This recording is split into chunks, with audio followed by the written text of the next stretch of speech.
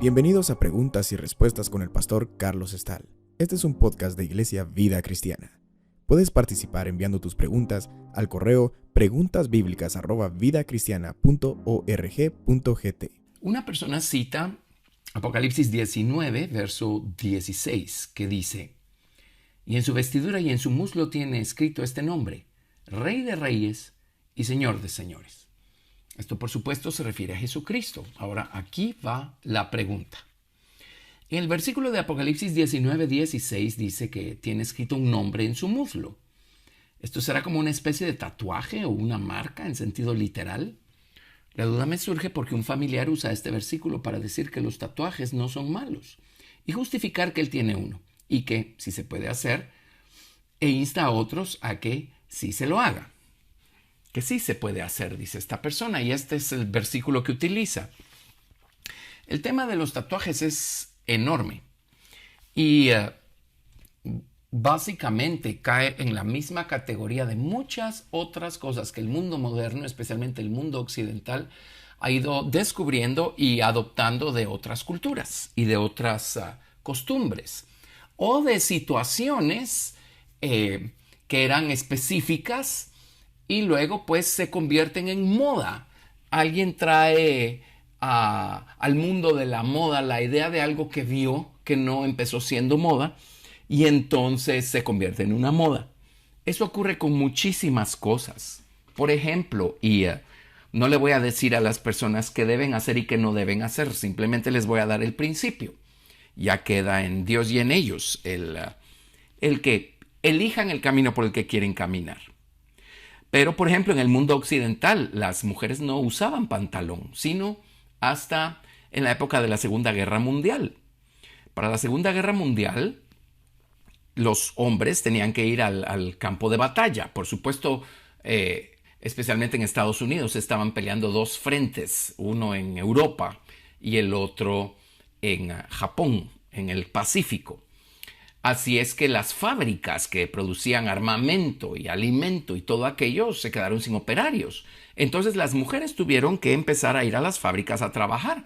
Y por supuesto, por razones muy prácticas, no podían ir vistiendo su vestido. Así es que se pusieron pantalón.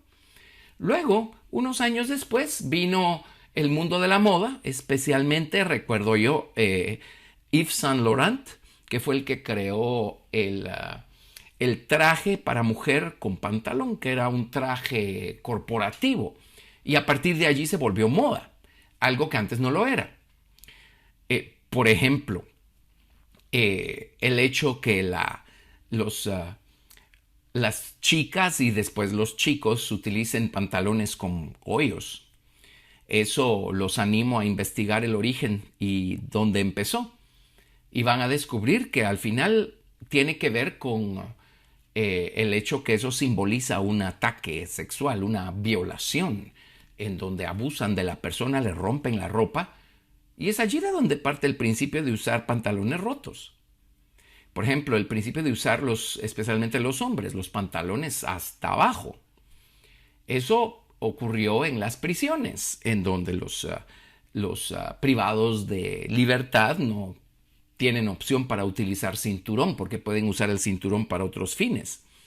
Y luego, por supuesto, por estar siendo alimentados con comida no muy buena, bajan de peso, entonces los pantalones se vienen para abajo. Y es de allí que comenzó esa moda de empezar a usar los pantalones hasta abajo. Bueno, con los tatuajes es lo mismo. También los animo a estudiar un poquito la historia de los tatuajes y van a descubrir que los tatuajes son casi tan antiguos como la historia de la humanidad. Y los tatuajes empezaron a usarse en contextos completamente paganos, por diferentes razones. En algunas culturas significaban una cosa, en otras culturas significaban otra cosa. Pero el común denominador es que todas estas culturas eran culturas sin el conocimiento del Señor Jesucristo. En el mundo occidental los tatuajes empezaron a popularizarse más o menos a principios del siglo XX, con el contacto que hubo entre el mundo occidental y los marinos del mundo occidental, especialmente de Estados Unidos, con las culturas del Pacífico Sur y la gente de Samoa y de todos esos lugares. Esas son culturas en donde se utiliza mucho el tatuaje, igual para diversos fines y objetivos que son totalmente paganos y totalmente llenos de supersticiones y supercherías. Entonces vinieron los marinos y les llamó la atención y ellos fueron los primeros occidentales en tatuarse. Y luego pues empezaron a llevar el concepto y a abrir lugares de tatuaje en el mundo occidental. Empezó en Estados Unidos y pues ahora ya se volvió una moda. Entonces tenemos que tener cuidado de no dejarnos nosotros gobernar por estas modas, sin entender el origen de estas cosas, pero por encima de todo, sin discernir si a Dios le agrada o no le agrada, que un verdadero embajador del reino de los cielos y un verdadero hijo suyo que invoca el nombre del Señor y que adora al Señor, está agradando a Dios con estas prácticas. Tenemos que recordar que nuestro cuerpo es templo del Espíritu Santo. Les voy a leer de 1 Corintios capítulo 6 a partir del verso 12. Creo que viene muy al caso. 1 Corintios 6:12 dice: todas las cosas me son lícitas, mas no todas convienen. Todas las cosas me son lícitas, mas yo no me dejaré dominar de ninguna. Con relación a los tatuajes, yo sé por qué pregunto. Platico con personas que una vez se ponen el primero, casi no pueden resistir el ponerse el segundo y el tercero y el cuarto y el quinto. Y se convierte básicamente para algunos en un vicio. Aquí mismo en 1 Corintios 6, verso 15 dice: ¿no sabéis que vuestros cuerpos son miembros de Cristo? Por supuesto está en el contexto hablando de la fornicación, pero igualmente está haciendo énfasis en el cuerpo. En el versículo 19 dice: ¿o ignoráis que vuestro cuerpo es templo del Espíritu Santo, el cual está en vosotros, el cual tenéis de Dios, y que no sois vuestros? Porque habéis sido comprados por precio. Glorificad pues a Dios en vuestro cuerpo y en vuestro espíritu, los cuales son de Dios. Nuestro cuerpo es más importante de lo que nosotros imaginamos. Dios sí tiene cuidado del cuerpo de los hombres, hasta el grado en el que Dios no va a descansar hasta resucitar el cuerpo de todos los hombres, a algunos para vida eterna y a otros para perdición perpetua. Así es que el cuerpo le pertenece a Dios. Nuestro cuerpo es nuestro templo. Bueno, ya que tenemos esta analogía presente, recordemos el tabernáculo mosaico. Recordarán ustedes que en el exterior del tabernáculo no había un solo ornamento, excepto por la puerta, que representa a Cristo, según Juan capítulo 10. Pero el atrio estaba rodeado por columnas que básicamente estaban cubiertas por estas cortinas de lino que formaban todo este cerco exterior. Y el santuario tenía hasta afuera la cubierta más simple, más simple, que era la de pieles de tejón. Así es que no había ornamento afuera. El ornamento se encontraba adentro. Cuando la gente entraba al santuario, específicamente los sacerdotes, encontraban adentro el oro, encontraban los bordados con hilos de azul, púrpura, carmesí y lino blanco, con figuras de querubines. Todo el ornamento estaba adentro. Así es que creo que eso nos está tratando de dar una lección a nosotros. Hay cosas que Dios hace y tiene planeado hacer. Y el diablo siempre va a tomar esas cosas y las va a tergiversar y las va a corromper y las va a ensuciar. La marca en el cuerpo es una de esas. Ahora, igualmente, ya que estamos en esto y nuevamente, insisto, solo les estoy dando principios. Pero, por ejemplo, el maquillaje. Dios quiere adornarnos. Lo vemos en el libro de Cantar de los Cantares. Allí se describen los adornos que tiene la amada del Señor Jesucristo, que es a quien representa la amada y en Cantares. Tiene adornos en su cuello, tiene adornos en su frente, en sus mejillas. Todo esto representa la gracia y la gloria con la que Dios quiere hermosearnos a nosotros. En el libro de Ezequiel, capítulo 16, Dios habla de cómo embelleció a la nación de Israel y habla de adornos de joyas que Dios le puso encima. Por supuesto, no está hablando de cosas físicas, porque estamos hablando de adornar a una nación. Y ahí específicamente habla de la hermosura con la que Dios agració a la nación de Israel. Dice, a causa de la hermosura de Dios que Dios puso en ella. Así es que todo el tiempo está hablando de la belleza de Dios, de la gracia, de la gloria de Dios, con la que Dios quiere adornarnos. En Cantares capítulo 8, verso 6 dice, ponme como una marca sobre tu brazo, ponme como un sello sobre tu corazón. Por supuesto, no está hablando de un tatuaje.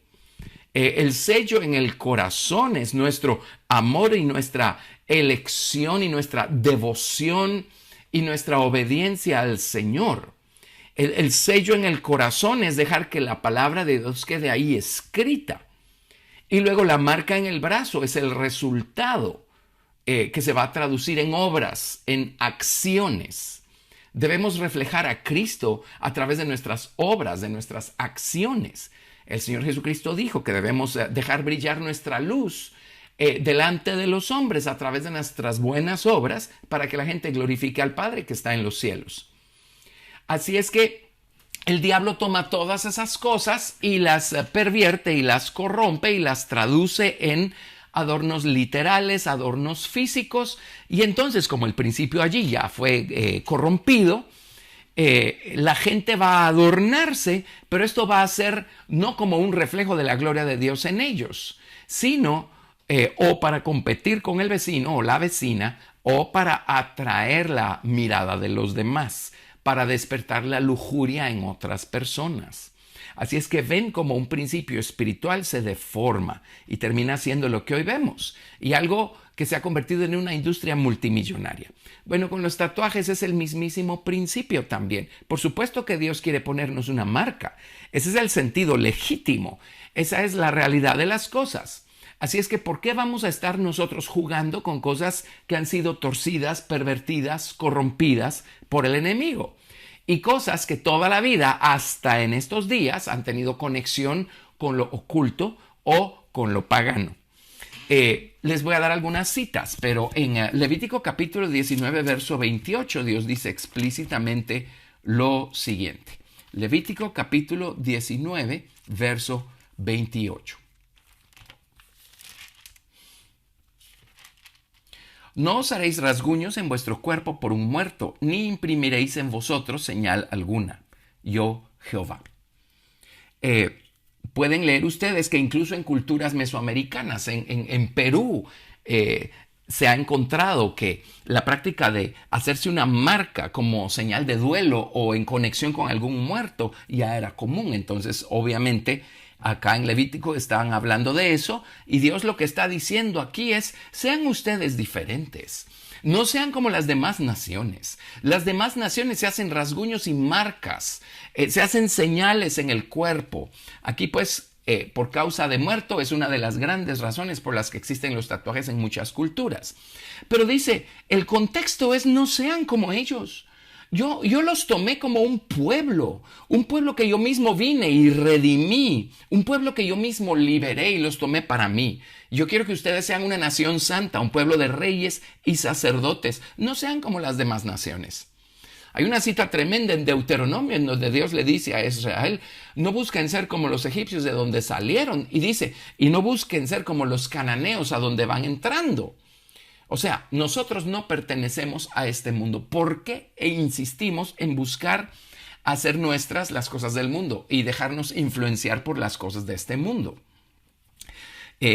Levítico 21, verso 5 dice lo mismo. No harán tonsura en su cabeza, ni raerán la punta de su barba, ni en su carne harán rasguños. Si nos vamos a Deuteronomio 14, verso 2, vemos lo mismo. Deuteronomio 14, 2. Leamos desde el 1. Hijos sois de Jehová vuestro Dios, no os sajaréis ni os raparéis a causa de muerto. Obviamente esa era una práctica que tenían las naciones paganas de alrededor. Verso 2. Porque eres pueblo santo a Jehová tu Dios, y Jehová te ha escogido para que le seas un pueblo único de entre todos los pueblos que están sobre la tierra. Ese es el contexto, ese es el sentido. Hay personas que ignorantemente dicen, eso es el Antiguo Testamento, ya no tiene ningún valor para nosotros. Bueno, entonces me imagino que los 10 mandamientos tampoco tienen ningún valor para nosotros, así es que hoy, dentro de la dispensación del Nuevo Testamento, podemos adulterar y podemos fornicar y podemos engañar al prójimo y podemos codiciar los bienes del prójimo y todo va a estar bien. Por supuesto que no, eso es un absurdo. Estamos hablando de la ley moral de Dios, pero aquí tenemos la razón, porque Jehová te ha escogido para que le seas un pueblo único. La palabra único es una palabra maravillosa, se usa en varios lugares de la Biblia. La palabra hebrea es la palabra sgulá. Y déjenme decirles, en el Nuevo Testamento, donde aparece en las versiones hebreas la palabra sgulá. Es precisamente en Primera de Pedro, capítulo 2, verso 9. Mas vosotros sois linaje escogido, real sacerdocio, nación santa, pueblo adquirido. Ahí está la palabra sgulá. Pueblo adquirido por Dios. Así es que lo mismo que le dijo Dios en Deuteronomio 14 al pueblo de Israel en cuanto a que son un pueblo santo, apartado para Dios. La palabra literalmente allí es la palabra único. En Deuteronomio 14:2, Jehová te ha escogido para que le seas un pueblo único. Bueno, eso vuelve a citarse en referencia a nosotros los cristianos. En Primera de Pedro 2, verso 9. Mas vosotros sois linaje escogido, real sacerdocio, nación santa, pueblo adquirido. Sgulá en hebreo. Único. Pueblo adquirido por Dios. Para que anunciéis las virtudes de aquel que os llamó de las tinieblas a su luz admirable. Sigo leyendo acá en Primera de Pedro 2. Vosotros que en otro tiempo no erais pueblo, pero que ahora sois pueblo de Dios, que en otro tiempo no habíais alcanzado misericordia, pero ahora habéis alcanzado misericordia.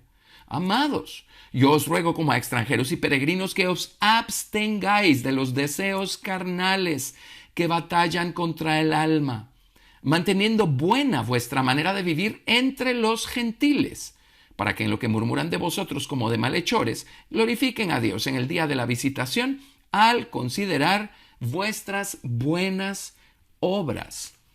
El querer tatuarse es un deseo de la carne, no un deseo del Espíritu o de Cristo que esté en nosotros. Y dice, mantengamos buena nuestra manera de vivir entre los gentiles. Ahora, ¿cómo vamos a ir nosotros viéndonos por fuera como se ve el resto del mundo, a decirle al mundo que nosotros como cristianos encontramos una nueva manera de vivir?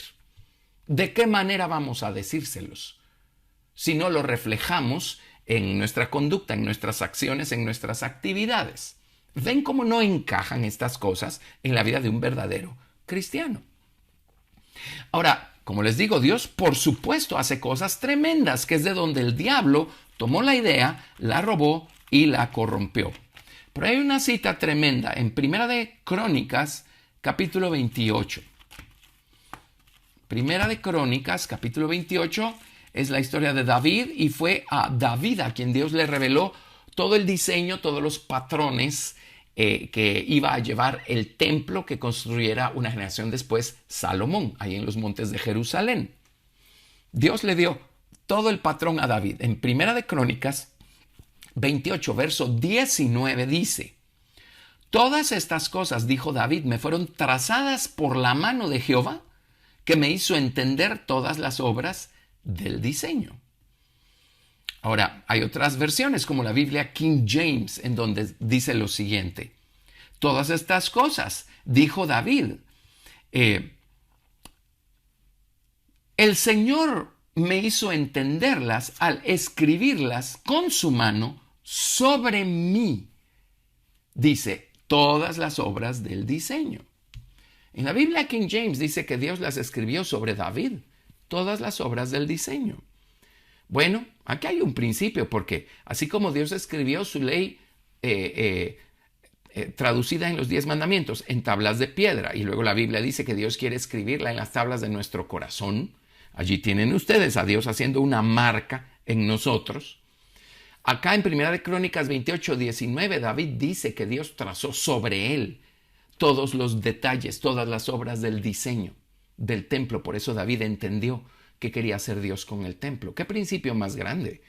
¿Qué principio? Para ampliar nuestro entendimiento del hecho de que nuestro cuerpo es templo de Dios, pues Dios dibujó su templo sobre el cuerpo de David.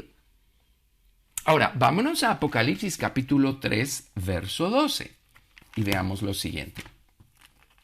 Apocalipsis capítulo 3, verso 12. Al que venciere, yo lo haré columna en el templo de mi Dios, y nunca más saldrá de allí.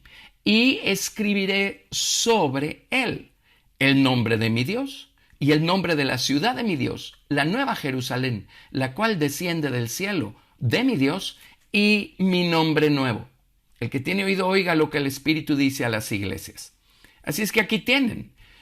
Los vencedores van a ser parte del templo, este templo eterno de Dios. Y dice que Dios va a escribir sobre estos vencedores su nombre, el nombre de su ciudad y su nombre nuevo. Así es que efectivamente vamos a ostentar una marca preciosa, divina, gloriosa, que va a estar a la vista de lo que la Biblia llama los siglos venideros, o en el Salmo 102 habla de los pueblos que serán creados, los mundos que Dios tiene reservados para el futuro.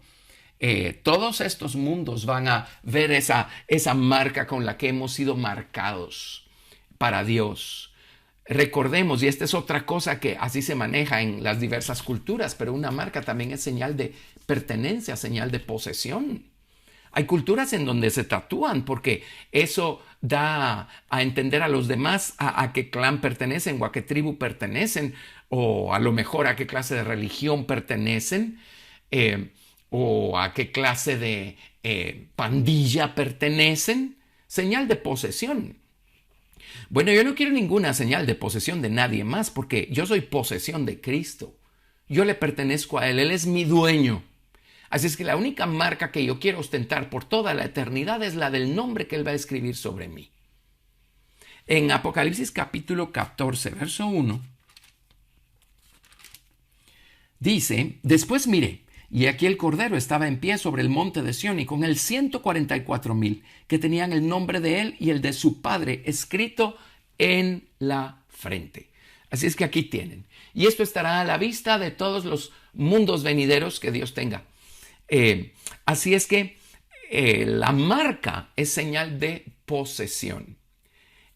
Más adelante o más atrás en el libro de Apocalipsis realmente está la historia de cómo durante el tiempo de gran tribulación el anticristo, con la ayuda del falso profeta, va a marcar a toda la gente aquí en la tierra con una marca, ya sea en la frente o en la mano. Se los leo. Apocalipsis 13, verso 11. Después vi otra bestia que subía de la tierra y tenía 2 cuernos semejantes a los de un cordero, pero hablaba como dragón. Y ejerce toda la autoridad de la primera bestia en presencia de ella, y hace que la tierra y los moradores de ella adoren a la primera bestia, cuya herida mortal fue sanada. También hace grandes señales, de tal manera que aún hace descender fuego del cielo a la tierra delante de los hombres, y engaña a los moradores de la tierra con las señales que se le ha permitido hacer en presencia de la bestia, mandando a los moradores de la tierra que le hagan imagen a la bestia que tiene la herida de espada y vivió. Y se le permitió infundir aliento a la imagen de la bestia, para que la imagen hablase e hiciese matar a todo el que no la adorase. Y hacía que a todos, pequeños y grandes, ricos y pobres, libres y esclavos, se les pusiese una marca en la mano derecha o en la frente, y que ninguno pudiese comprar ni vender, sino el que tuviese la marca o el nombre de la bestia o el número de su nombre. Aquí hay sabiduría. El que tiene entendimiento cuenta el número de la bestia, pues es número de hombre, y su número es 666. Ahora más adelante vemos que los que van a ser marcados son aquellos cuyos nombres no están escritos en el libro de la vida del Cordero, que fue inmolado desde antes de la fundación del mundo. Pero ahora pensemos, ya no queda mucho tiempo para que esto suceda.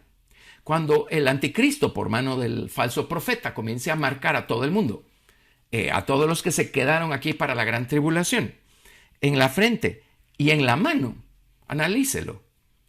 El anticristo se va a encontrar con un mundo que ya está perfectamente preparado, habituado y acostumbrado a las marcas y a los tatuajes.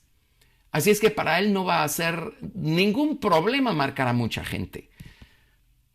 No me extraña, conociendo la naturaleza humana, que a esta marca le pongan adornos y decoraciones y cosas y se convierta en el último grito de la moda durante el periodo de la gran tribulación.